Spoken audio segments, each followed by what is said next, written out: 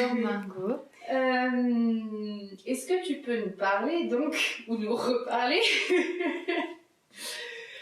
du concours, de comment ça s'organise et surtout toi comment tu l'as vécu et peut-être quelques anecdotes. Je veux la fin de l'anecdote de l'entretien, s'il te plaît. Sur voilà, le concours, les entretiens, mais aussi dire peut-être comment ça se passe, parce que pour nous ça paraît évident, mais combien il y a de tours, un peu ce qu'on y fait, Ouais. tout ça.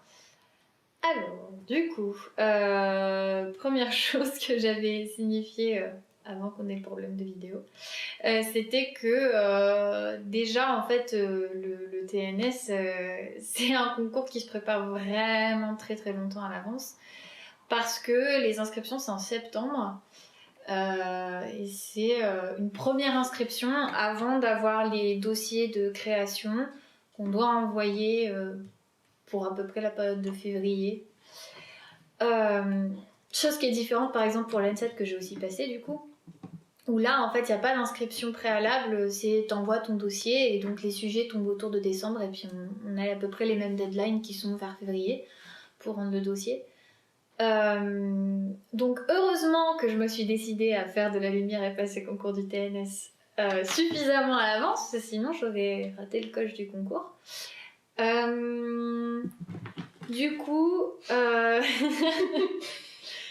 Du coup, la première étape, c'est le dossier technique. Donc, j'étais super contente de voir le texte imposé parce que c'était Georges Kaplan de Frédéric Sontag.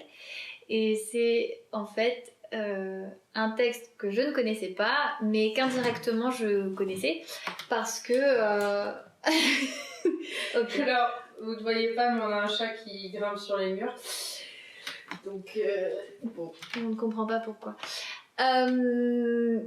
Donc, ouais, c'était Georges Kaplan de Frédéric Sontag. Mais t'as fini. Attends, par contre. Non, c'est bon. Tant qu'à faire, hein. Autant vérifier. Georges Kaplan de Frédéric Sontag. Georges Kaplan de Frédéric Sontag, du coup, qui est en fait, si je me trompe pas, la première pièce du trilogie. Et ma première création lumière que j'ai fait pour cette amie, c'était sur le texte Benjamin Walter, qui est normalement le deuxième de la trilogie. Donc en fait, j'étais un peu, je connaissais un peu le style de Frédéric Sontag. Donc déjà, j'étais pas en terre inconnue et le style d'écriture me plaisait. Donc j'étais quand même, ça allait, j'étais contente de ce que j'avais. Et après, c'était très très compliqué comme dossier à faire parce que, comme au TNS, on apprend de tout en régie.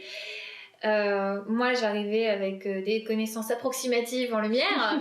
Donc, faire un dossier technique où on demande de faire des plans d'implantation lumière, plans d'implantation son, des dessins techniques, des montages des décors, toutes ces choses-là. Je savais pas trop où j'allais, mais je me suis débrouillée toute seule parce que j'y tenais, je voulais pas me faire aider. et j'ai rendu mon dossier. J'étais contente de ce que j'avais fait, mais c'est le genre de truc où t'as beaucoup de temps pour le faire. Soit tu t'y prends au dernier moment, soit moi je suis l'autre team, c'est-à-dire que je m'y prends très longtemps à l'avance, sauf que je passe des semaines à me dire mais est-ce que j'ai choisi la bonne voie, est-ce que je devrais pas choisir autre chose, parce que là franchement je crois que je pars dans quelque chose qui est nul, faut que je recommence. Et du coup tu passes des semaines à refaire tout le temps un truc et tu te dis non mais en fait la première idée c'était la bonne. Donc en fait c'est ce que j'ai fait, j'ai gardé la première idée sur laquelle j'étais partie et voilà. Et donc après les écrits, on est convoqué pour des entretiens oraux avec beaucoup de personnes. Là pour notre entretien, il y avait plusieurs de nos profs actuels. Il y avait Christine Le Tailleur qui est une metteuse en scène. Il y avait Jean-Jacques Monnier aussi. Le Jean-Jacques Monnier, directeur technique du TNS. Enfin bref, du coup il y avait quand même beaucoup de monde. Et donc, mon expérience, j'ai commencé l'entretien en parlant un petit peu de mon dossier, en le présentant, en expliquant mon rapport au texte, l'analyse que j'en avais fait, les idées que j'avais eues. Et très rapidement, en fait, on m'a interrompu pour me poser des questions un peu techniques, pour me demander des choses parfois vagues, comme quel est ton rapport au son, ou je ne savais pas du tout quoi répondre, ou des questions un petit peu plus précises sur les choix, par exemple, de projecteurs que j'ai mis dans mon plan d'implantation, voilà. Et donc, comme tu voulais une petite anecdote rigolote, et qu'en plus j'ai été coupée tout à l'heure quand je la racontais, ma petite anecdote rigolote, c'est quand on m'a posé la question par rapport au travail manuel. Donc on m'a demandé si je bricolais un petit peu ou si je faisais des travaux manuels. J'ai dit ça dépend ce que vous entendez par travaux manuels, parce que je suis pas hyper bricoleuse, mais je tricote. Et bien évidemment ils se sont marrés, parce que c'est quand même pas ce qu'on attend comme réponse, hein. Et ça m'avait beaucoup fait rire, parce que Jean-Jacques avait rebondi en disant quelque chose du style si les décors sont tricotés, tant qu'ils sont inifugés, moi ça me va. Sur le coup, comme en plus je ne connaissais pas du tout ce qu'était un décor inifugé, j'étais là genre c'est très drôle. J'ai pas compris. Mais je les avais fait rire, donc j'étais contente, je crois. Donc voilà, bon, en gros, mon entretien s'était bien passé, je m'étais bien amusée, et ouais, j'avais expliqué comment je m'étais préparée d'ailleurs à l'entretien. Comme toujours, la stressée que je suis voulais refaire le dossier de bout en bout, oublier la première idée que j'avais envoyée par dossier et puis proposer un nouveau projet. J'ai pensé à complètement autre chose, comme ça vous pourrez pas m'avoir sur des questions techniques sur un ancien dossier. Complètement faux, c'est débile. Mais finalement, 2 jours avant l'entretien, je me suis dit c'est débile, on va pas faire ça, de toute façon tu te casses le cul pour un truc qui il sert à rien, autant y aller au feeling et puis y aller en défendant le projet que j'ai envoyé par dossier, et puis voilà. Et puis en étant moi-même le plus possible. Et je pense que ça a fonctionné du coup. Est-ce que tu as eu des petites questions pièges Des petites questions, mis à part ton rapport au son, tu vois, mais un peu dans ce style-là où t'étais bloqué, t'étais en PLS et tu faisais face pour montrer que ça allait, mais t'étais au fond du trou. Je crois que non.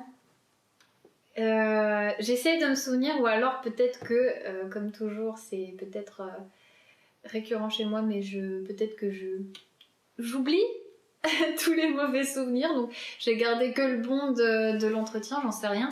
Mais non, à part la question par rapport au son, qui était même pas vraiment quel est ton rapport au son, je crois que c'était plus quelque chose...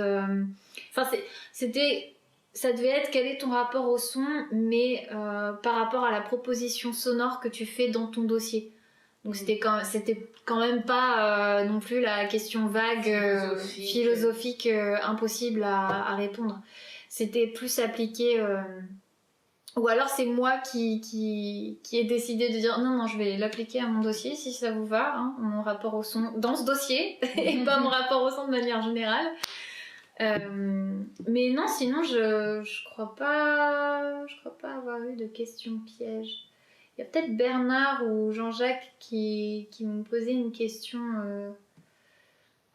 Ah si, mais je me souviens plus. En fait, mes souvenirs se mélangent. Je me souviens plus si c'est une question qui m'avait déjà été posée au premier entretien, ou si c'était une question qui m'a été posée qu'à l'entretien au 3e tour.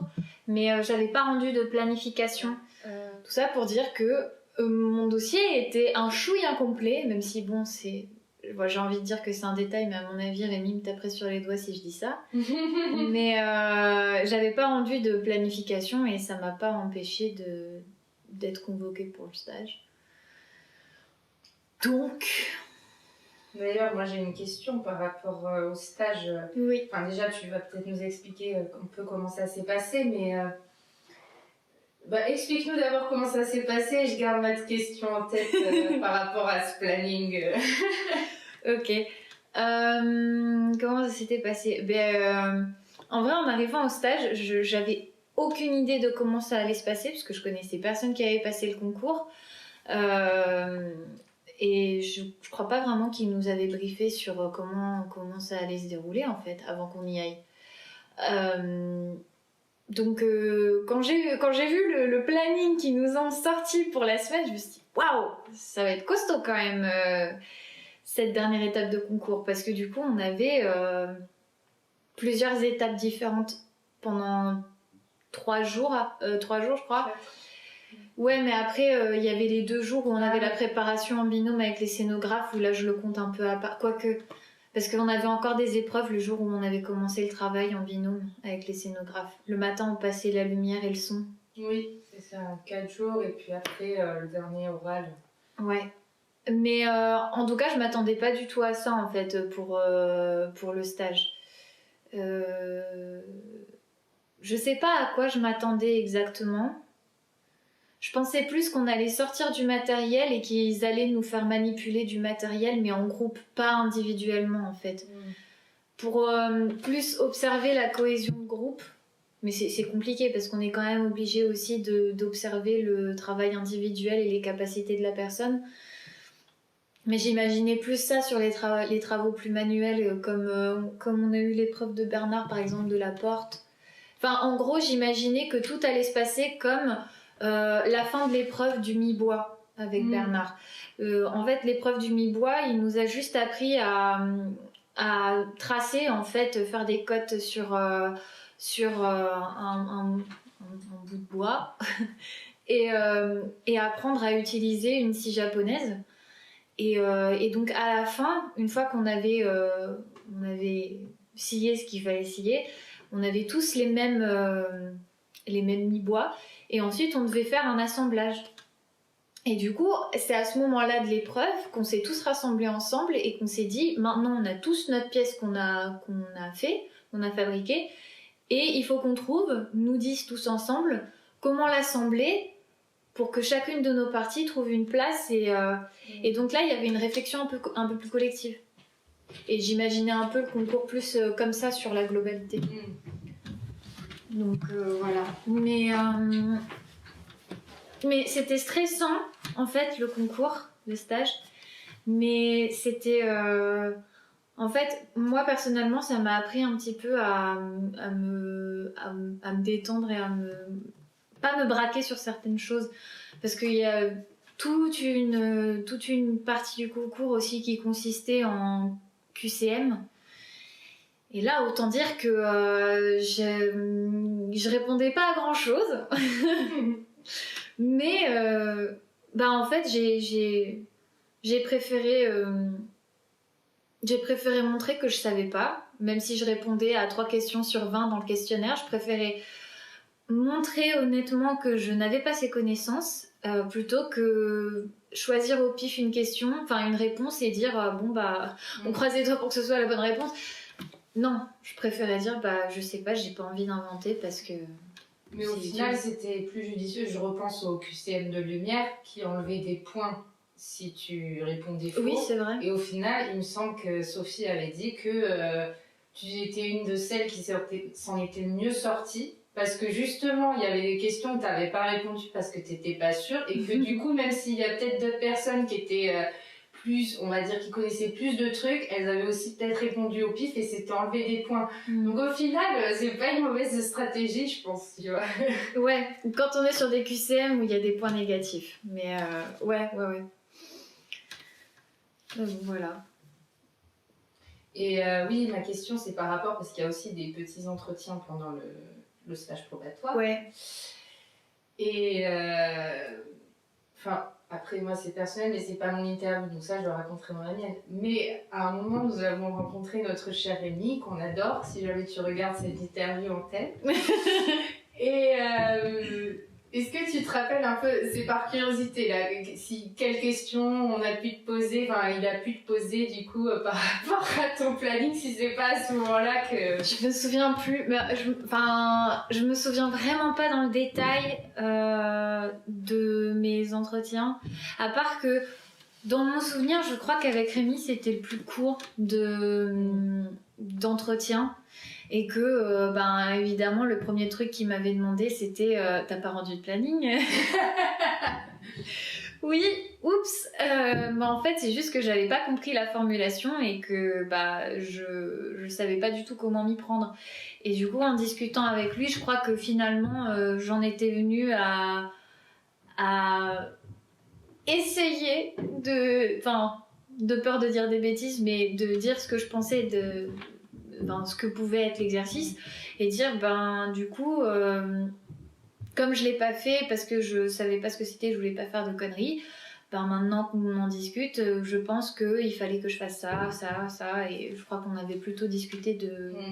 Et après il m'avait expliqué aussi comment ça s'organisait, ce à quoi il fallait faire attention, ces choses-là.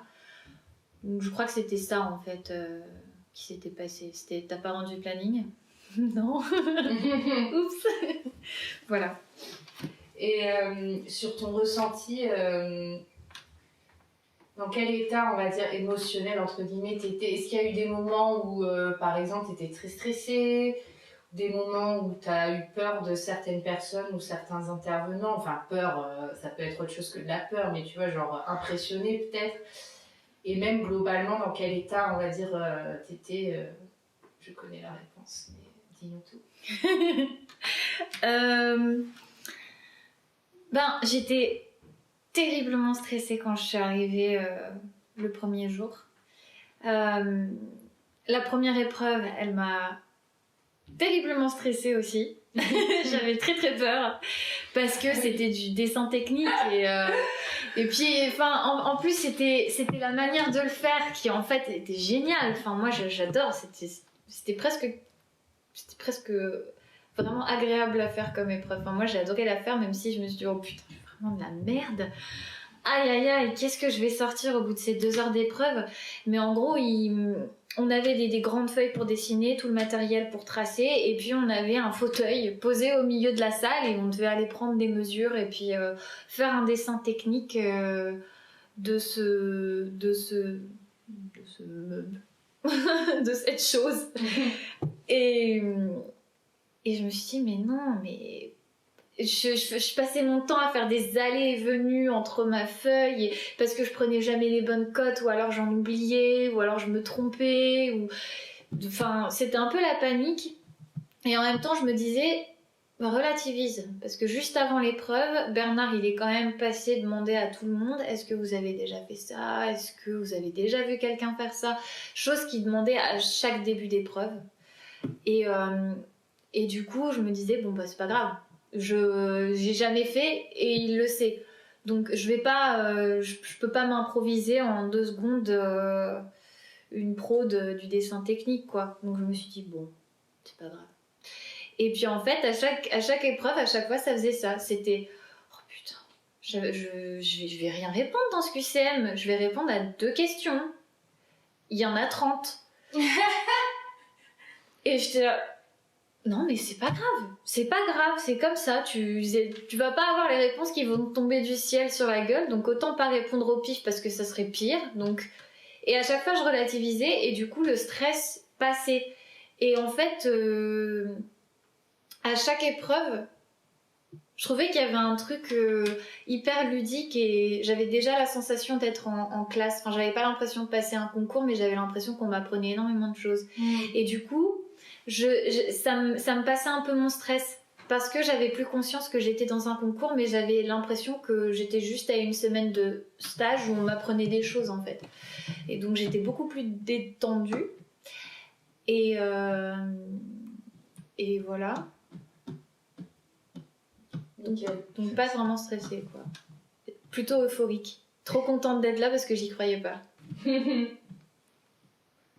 Je sais pas si tu as d'autres choses auxquelles j'aurais pas pensé à dire à propos de ce concours, d'anecdotes peut-être, Ou peut-être pas, hein, c'est juste, peut-être que j'ai oublié de te poser des questions là-dessus. Je réfléchis, après c'est pas forcément le genre de choses qui me vient tout de suite à l'esprit. On en reparle dans 3 heures et je serai là genre mince.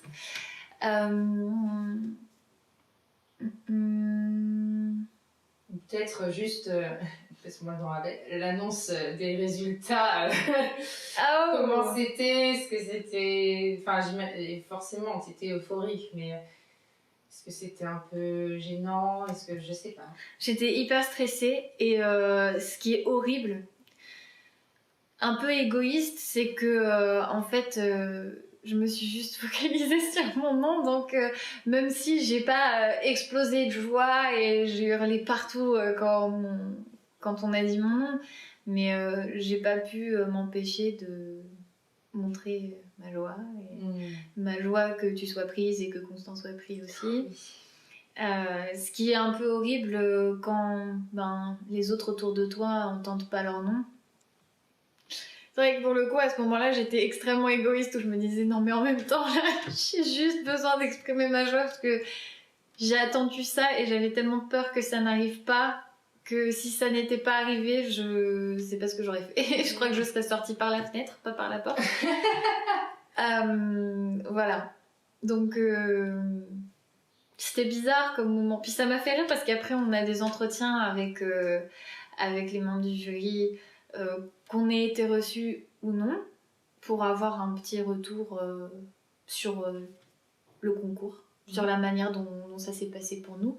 Et ça m'a beaucoup fait rire par rapport à ça, parce que je crois que c'est Jean-Jacques qui, pendant mon petit entretien post-résultat, m'a dit ah mais t'avais l'air surprise quand t'as eu les résultats. Je dis j'y croyais pas, hein, j'y crois toujours pas. Vous êtes sûr?